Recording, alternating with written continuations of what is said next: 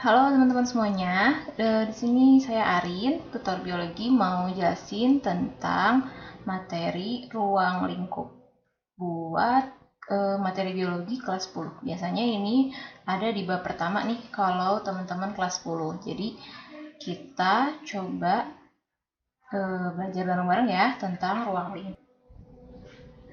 Oke, di materi ruang lingkup ini ada beberapa pokok bahasan yang akan kita bahas ya. Yang pertama itu kita akan bahas tentang ciri sains. Kemudian untuk materi kedua kita akan bahas tentang metode ilmiah. Nah, ini sering banget dijadiin soal nih ya, metode ilmiah. Kemudian kita juga akan bahas tentang tingkatan organisasi kehidupan di biologi. Dan yang terakhir kita akan bahas tentang cabang-cabang biologi. Jadi ada 4 pokok bahasan ya yang akan kita bahas hari ini. Oke, yang pertama kita bahas tentang ciri sains. Ciri sains itu maksudnya gimana sih suatu ilmu bisa dianggap sebagai sains, karena kan biologi di sini kita anggapnya sains ya. Nah, ternyata dia punya 6 ciri-ciri kenapa bisa disebut sebagai sains. Nah, ini kira-kira ada 6 ciri-ciri sains. Yang pertama itu ada konkret. Apa sih Kak maksudnya konkret? Konkret itu artinya bisa dilihat ya objeknya, bukan bisa lihat sih, bisa nyata gitu objeknya. Jadi kalau kalian punya mau bikin ilmu baru gitu, objek itu harus nyata. Misalnya nih, kalian mau bikin ilmu tentang hantu. Emang hantu nyata? Nah, kalau nggak nyata berarti nggak konkret gitu. Kemudian yang kedua harus logis atau masuk akal. Kayak tadi tuh ilmu tentang hantu tuh masuk akal nggak sih? Kalau enggak ya berarti sebaiknya nggak usah dilanjutkan tuh ya pembuatan ilmu tentang hantunya. Kemudian ada objektif. Objektif itu maksudnya tidak berpihak. Jadi nggak boleh tuh suatu ilmu jadi ngaco hanya karena kita berpihak pada suatu sisi. Misalnya ada suatu benda yang warnanya putih tapi kita sebut pink karena kita sukanya pink gitu ya, itu nggak boleh. Kemudian yang keempat itu ada universal. Universal itu maksudnya dia harus berlaku di seluruh dunia. Misalnya suhu air mendidih di suhu 100 derajat itu di Indonesia maupun dimanapun itu harus sama. Nah, itu berarti dia bersifat universal. Kemudian yang kelima itu ada sistematik, artinya dia harus punya urutan yang jelas, nggak boleh ngaco atau loncat-loncat gitu ya sisi suatu urutannya. Kemudian empiris itu artinya dia bisa dibuktikan baik secara keilmuan maupun dilihat langsung gitu ya. Jadi bisa dibuktikan dengan tepat. Nah, keenamnya ini kalau kalian suka lupa-lupa aja nih, ngapainnya gimana ya Kak? Boleh kita pakai ini ya, nih depannya aja nih, close gitu, biar kalian gampang ngingetnya. Kira-kira kayak gitu. Oke, nah yang selanjutnya kita akan belajar tentang apa sih metode ilmiah. Metode ilmiah ini adalah metode yang digunakan para ahli untuk menemukan suatu membuktikan suatu pertanyaan ilmiah atau membuktikan suatu hipotesis gitu ya kira-kira. Nah, metode ini juga dipakai oleh para mahasiswa untuk membuat skripsi, untuk membuat tesis atau disertasi. Teman-teman juga bisa nyoba kalau misalnya nanti disuruh sama gurunya untuk bikin suatu percobaan kayak gitu misalnya ya. Nah, ada 5 langkah kira-kira yang harus dilakukan untuk membuat metode ilmiah ini. Yang pertama adalah merumuskan masalah.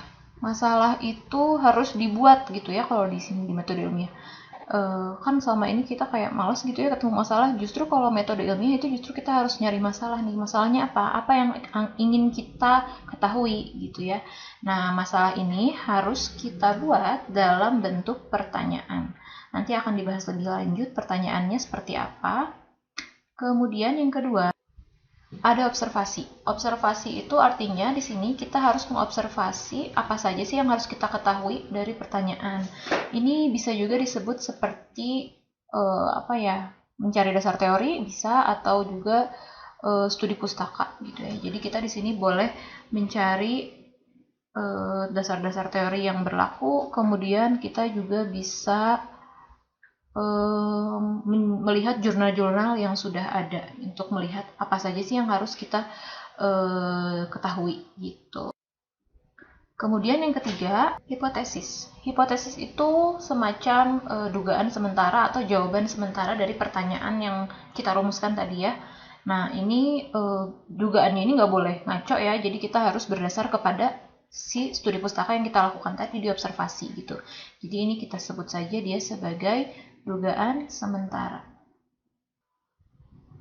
Kemudian yang keempat, eksperimen. Nah, eksperimen ini pasti udah tahu lah ya apa. Ini fungsinya adalah sebagai percobaan untuk mencari tahu apakah si hipotesis kita itu benar atau salah. Dan kita akan mencoba menjawab pertanyaan dari rumusan masalah yang tadi kita buat. Nah, lalu yang terakhir, kalau semua langkah sudah selesai, nah kita ada kesimpulan. Kesimpulan ini akan merangkum semua pertanyaan, kemudian dugaan dan hasil dari percobaan menjadi sebuah jawaban dari pertanyaan itu tadi gitu. Jadi ini adalah jawaban dari rumusan masalah. Nah, kemudian ini juga akan menjawab apakah hipotesis yang kita buat diterima atau ditolak gitu kira-kira. Nah, kita bahas lebih lanjut ya. Oke, yang pertama ini ada rumusan masalah nih. Tadi kan aku udah janji nih ya mau ngejelasin. Rumusan masalah yang bagus itu kayak gimana sih? Yang pertama dia itu berupa sebuah pertanyaan yang diungkapkan dengan kata tanya 5W1H. Udah tahu ya 5W1H itu apa? Jadi dia bisa what, why, bisa apa, bagaimana, kemudian berapa juga bisa, mengapa juga bisa. Intinya dia harus pertanyaan yang terstruktur gitu. Kita harus tahu apa intinya. Misalnya di sini aku mau coba bikin bagaimana pengaruh intensitas cahaya terhadap warna daun tumbuhan mawar. Misalnya kayak gini. Nah, di sini udah ada ya satu kata tanya yaitu bagaimana. Di sini ini boleh digunakan. Bisa juga misalnya berapakah intensitas cahaya yang dibutuhkan oleh tanaman mawar supaya daunnya berwarna hijau, misalnya seperti itu juga bisa. Jadi ini bebas nih kalian mau bikinnya seperti apa. Nah, nanti dari rumusan masalah ini kita bisa menemukan 3 variabel. 2 sih sebenarnya ya yang akan kelihatan dari sini. Yang pertama itu ada ini nih. Intensitas cahaya. Oke, intensitas cahaya ini kita anggap sebagai variabel bebas, karena di sini nanti dia ini akan menjadi yang kita ubah-ubah, gitu ya. Nanti aku akan jelasin lagi lebih lanjut di bagian eksperimen. Kemudian kita juga menemukan di sini ada warna daun tumbuhan mawar. Nah, warna daun tumbuhan mawar ini adalah sebagai variabel terikat, karena nanti dia yang akan berubah atau dipengaruhi oleh si variabel bebas. Nah, kira-kira gitu. Nanti ada satu lagi variabel yang akan kita bahas lebih lanjut di bagian eksperimen ya. Lanjut, sekarang kita ke observasi. Nah, observasi ini kayak tadi ya yang udah aku bilang, ini sebenarnya adalah studi pustaka. Jadi di sini observasinya kepada yang sudah pernah dilakukan. Bisa misalnya kita nyari jurnal, itu bisa kita lihat dari dasar teori-teori yang sudah ada. Itu juga bisa. Pokoknya kita intinya mencari sebanyak-banyaknya yang ingin kita ketahui tentang tadi tuh yang udah kita tulis. Berarti kita di sini akan nyari tentang tanaman mawarnya misalnya. Kayak gimana sih karakteristiknya si tanaman mawar. Kemudian yang kedua, kita juga akan cari tahu tentang apa sih pengaruh dari intensitas cahaya terhadap pertumbuhan, misalnya seperti itu. Dan ini nanti akan makin berkembang gitu ya, seiring kalian ingin tahu tentang apa yang ada di pertanyaan tadi gitu. Supaya nanti ketika kalian membuat hipotesis, kalian nggak akan bingung tuh kira-kira apa nih yang harus diramalkan dari hasil eksperimennya. Apakah tanaman mawarnya akan makin hijau daunnya gitu. Oh ya, berarti di sini juga kita cari tahu ya apa yang mempengaruhi warna daun. gitu, dan lain sebagainya. Ini kalian boleh cari sebanyak-banyaknya, sampai kalian merasa cukup gitu. Nah, yang ketiga ada hipotesis. Kalau hipotesis di sini kayak tadi aku bilang, kalian bikin jawaban sementara dari pertanyaan yang kita sudah rumuskan tadi.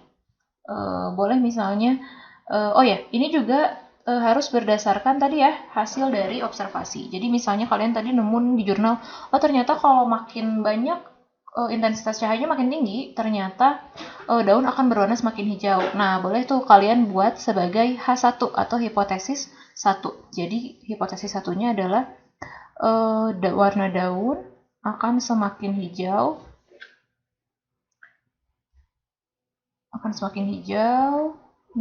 jika diberi intensitas cahaya yang tinggi, misalnya kayak gitu. Nah, kira-kira kayak gini ya, ini H1-nya. Kalian juga boleh misalnya kayak gini, ketika kalian melakukan observasi terus ternyata kalau dikasih intensitas cahaya tinggi atau rendah nggak ada pengaruhnya nih, ya udah lebih baik kalian cari lagi rumusan masalah yang baru, karena kalau kalian tetap melanjutkan percobaan atau penelitian itu nanti nggak ada gunanya juga, karena kan udah tahu ya nggak ada pengaruhnya. Jadi kayak gitu. Jadi di sini hipotesis juga sebagai langkah untuk kami yakinkan kalian bahwa penelitian yang akan kalian lakukan itu akan ada gunanya gitu.